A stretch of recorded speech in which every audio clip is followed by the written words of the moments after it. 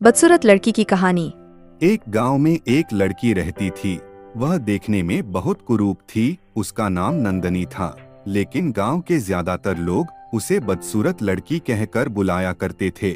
वैसे नंदनी किसी की बात का बुरा नहीं मानती थी, क्योंकि वह अच्छी तरह जानती थी वह बहुत बदसूरत लड़की है। नंदनी बड़ी हो चुकी थी और अब उसके घर वालों को उसकी शादी की चिंता सताने लगती है, क्योंकि नंदनी दिखने में बिल्कुल सुंदर नहीं थी। इसलिए उसे कौन पसंद करेगा, यह सवाल घर वालों को खाए जा रहा था। लेकिन नंदनी अपनी ही दुनिया में खुश थी। उसे शादी करने की इच्छा नहीं थी। वह पुलिस में भर्ती होना चाहती थी, इसलिए उसका ध्यान पुलिस की भर्ती में होता है। वह कॉलेज पहुंच चुकी थी। नंदनी के कॉलेज में एक बहुत बड़े डॉक्टर की लड़की पढ़ती थी, जिससे नंदनी की दोस्ती थी। नंदनी अक्सर अपनी सहेली से ही अपने दिल की बात कह पाती थी। नंदनी की सहेली उसे कभी हीन भावना से नहीं देखती थी, बल्कि दोनों में सगी बहनों से भी बढ़कर प्यार था। एक दिन नंदनी अपनी सहेली के साथ उसके घर खाना खाने जाती है। घर में नंदनी की सहेली के माता पिता उसका स्वागत शाही अंदाज में करते हैं और नंदनी के खाने के लिए एक से एक उत्तम व्यंजनों की सजा। खाना पीना होने के बाद नंदनी अपनी सहेली के साथ जाकर उसके कमरे में बैठ जाती है और कुछ घंटों की गपशप के बाद नंदनी अपने घर वापस आ जाती है। नंदनी के मामा उसकी शादी के लिए एक लड़के का रिश्ता लाए होते हैं, जो बैंक में गार्ड के पद पर नौकरी करता है। नंदनी पुलिस ऑफिसर बनना चाहती है और इसलिए वह शादी के लिए तैयार नहीं थी। वह अपने माता पिता से रिश्ते के लिए मना कर देती है, जिस वजह से नंदनी के मामाजी नाराज होकर चले जाते हैं। नंदनी के माता पिता उसके ऊपर बहुत गुस्सा होते हैं और उसे खरी खोटी सुनाते हुए कहते हैं कि कलमुही कलूटी कहीं की, तेरी सूरत देख के तो वैसे भी कोई शादी नहीं करेगा। अगर कोई फंस रहा है तो अपना बंदरिया जैसा मुंह बंद रखा कर, ताकि तेरी शादी हो सके। और नंदनी दुखी होकर अपने कमरे चली जाती है और रोने लगती है। नंदनी अपनी किस्मत को कोसते हुए सोचती है कि इस जिंदगी से छुटकारा पा लूं तो सब खुश हो जाएंगे, लेकिन वह साहसी लड़की थी, इसलिए आत्महत्या का विचार उसके दिमाग में ज्यादा देर नहीं टिकता और वह अपने आंसू पोंछते हुए अपनी पढ़ाई में लग जाती है। अगले दिन नंदनी कॉलेज के पुस्तकालय से कुछ किताबें लेनी थी, इसलिए वह कॉलेज खत्म होने के बाद अपनी सहेली के लाइब्रेरी जाती है। लाइब्रेरी में एक लड़का नंदनी की सहेली को एक गुलाब के फूल के साथ एक कागज देता है, जिसमें नंदनी की सहेली के लिए कुछ शायरी लिखी होती हैं। नंदनी की सहेली उस लड़के को वह कागज वापस लौटा देती है और कहती है, मुझे इन सब बातों में कोई दिलचस्पी नहीं, कृपया दोबारा मेरे साथ ऐसी हरकत मत करना। और दोनों वहां से चली जाती है। वह लड़का उसे अपनी प्रेमिका समझने लगता है और वह उसे एक तरफा प्यार करने लगता है। अगले दिन दोनों सहेलियां अपने क्लास में बैठी होती हैं। अचानक वही लड़का दोबारा उनके सामने आकर बैठ जाता है और फिर से नंदनी की सहेली को प्रपोज करता है, लेकिन इस बार उसे लड़की एक जोरदार थप्पड़ मारती है। लड़का कुर्सी से नीचे गिर जाता है।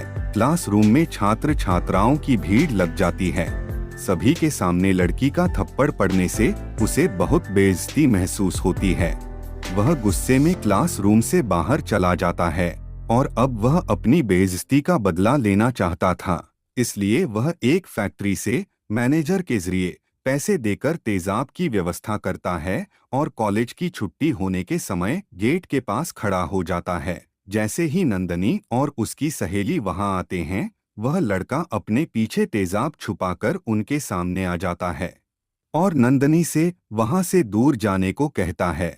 वह उस लड़की से आखिरी बार बात करना चाहता था। तब नंदनी थोड़ा दूर हटने लगती है, लेकिन जैसे ही नंदनी की नजर खोलते हुए तेजाब पर पड़ती है तो वह अपनी सहेली को जोर से चिल्लाते हुए भागने को कहती है और वह लड़का तेजाब उस लड़की के चेहरे पर फेंक देता है, लेकिन नंदनी उस लड़के को धक्का दे देती है, जिससे तेजाब नंदनी के चेहरे में आ गिरता है।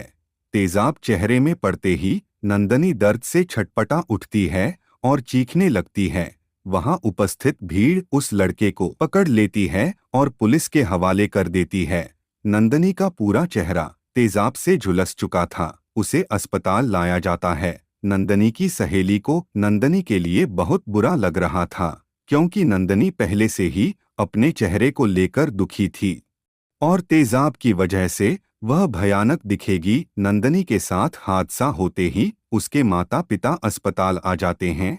वह अपनी बेटी को तकलीफ में देखकर रोने लगते हैं। नंदनी की सहेली उन्हें दिलासा देते हुए कहती है, आप चिंता मत करिए, सब ठीक हो जाएगा। नंदनी बहुत बहादुर लड़की है। उसने मुझे बचाने के लिए अपने चेहरे पर तेजाब ले लिया। नंदनी की सहेली के पापा, जो कि डॉक्टर हैं, जैसे ही उन्हें पता चलता है कि उनकी बेटी को बचाने के लिए नंदनी ने अपना चेहरा जला लिया, वह कुछ ही मिनट में अस्पताल पहुंच जाते हैं और अस्पताल पहुंचते ही डॉक्टर अपनी बेटी से मिलते हैं और नंदनी के मेडिकल टेस्ट की रिपोर्ट देखते हैं।